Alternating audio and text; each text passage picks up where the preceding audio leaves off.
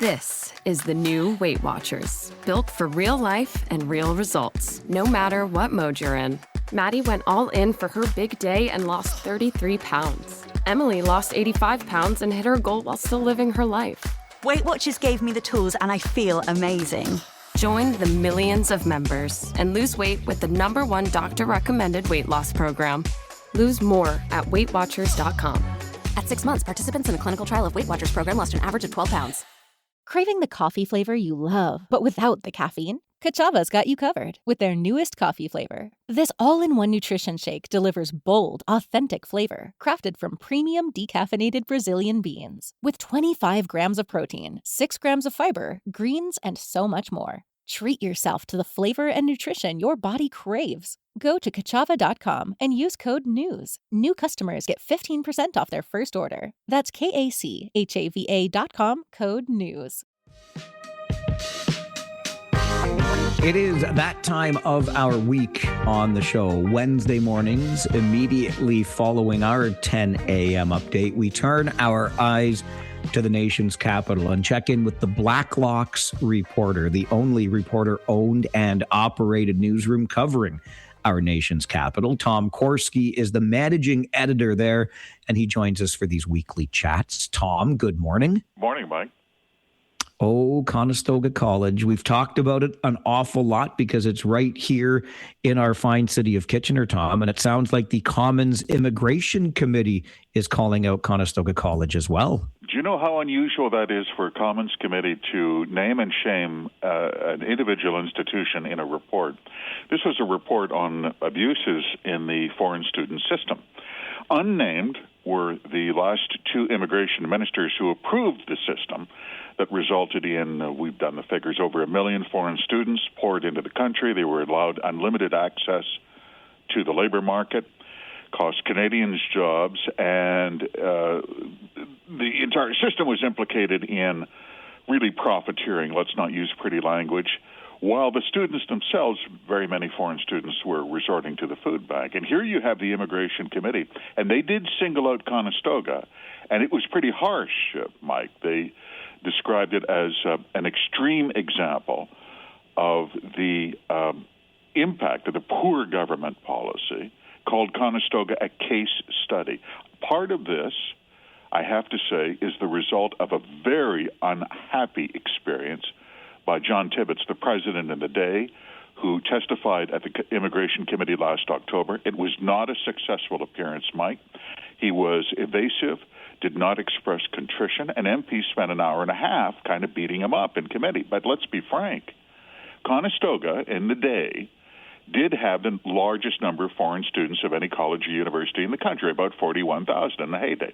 Well, you'll never guess who number two was, University of Toronto. But that's a little bit hot to handle. So I think the implication here is MPs saw an easy out, and they were going to beat up on Conestoga, and it was all President Tibbetts' fault. It's kind of convenient, I have to be frank. Well, it's also convenient for President Tibbetts to not hear all of those criticisms because he's got more than $600,000 in his ears, that, annual salary he was collecting. Oh, there's no question, and but there was a lot of co-conspirators in this scam. You know who the victims are? I agree. The victim is not the Conestoga College or President Tibbetts. He did make more than the Prime Minister of Canada. I think the victims are people who, honest, hard-working people, Canadians and foreign, who went to Conestoga to get an education, to have a better life.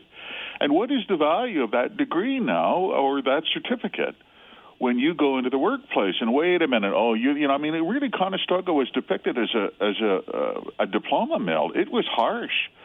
There was, you know what? You know who's to blame for this? I agree. Tibbetts didn't do himself any favors. There were two immigration ministers. One was named Miller, and the other was named Fraser, who put this in place. And Conestoga merely used it. They did the same thing at the University of Toronto, Seneca, University of British Columbia. They were right up there. We could go down the list. York University, lots of foreign students. And I like scapegoating as much as the next guy, but Tibbetts was not the Napoleon of crime and coming. He was not the mastermind.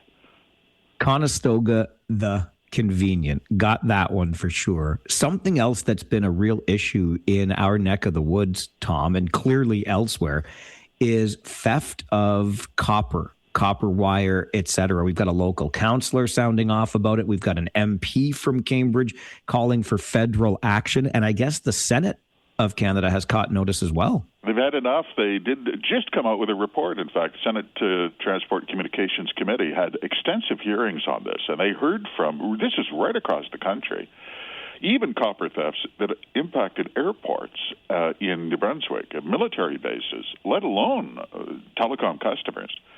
And as everyone knows, and you've reported, the typical prosecution is for petty theft under $5,000.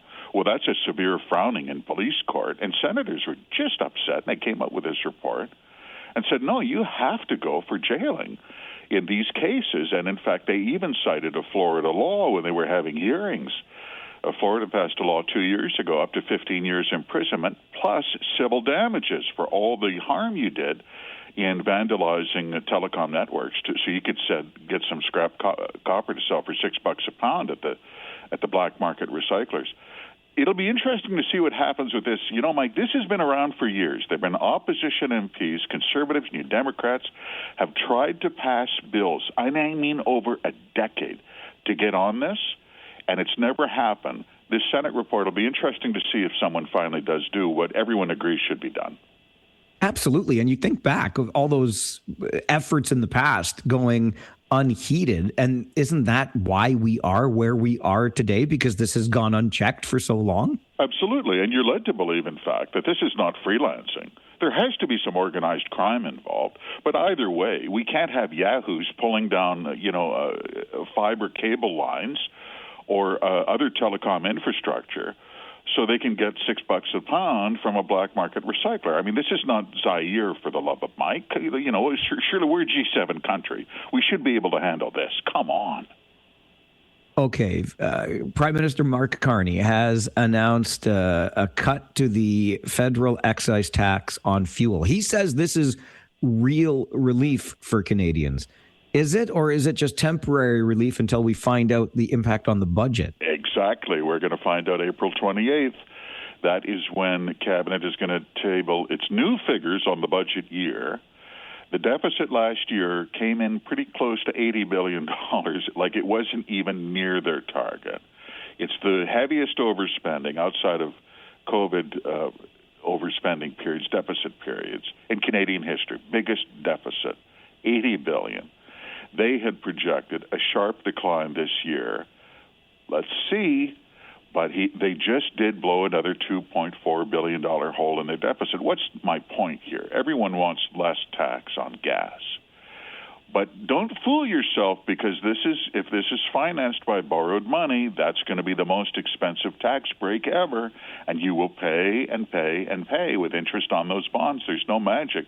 April 28th is the day. It won't be dull. It will not be indeed. We'll keep our eyes on that. April the 28th. Okay, our federal Liberal government is now also a majority, Tom. 5 floor crossings, 3 by-election wins. And according to one senior Liberal, it's a good thing because, gosh, that opposition was frustrating for them. It was just getting on their nerves, wasn't it? All that constant dissent. It is called question period. It's not called agreement period. And here was no less than Parliamentary Secretary to the Government House Leader, a man named Kevin Lamrose from Winnipeg, who said, it's been so frustrating over the last number of years. I quote him accurately, as you did. He said, you get opposition members and all they do is oppose, right?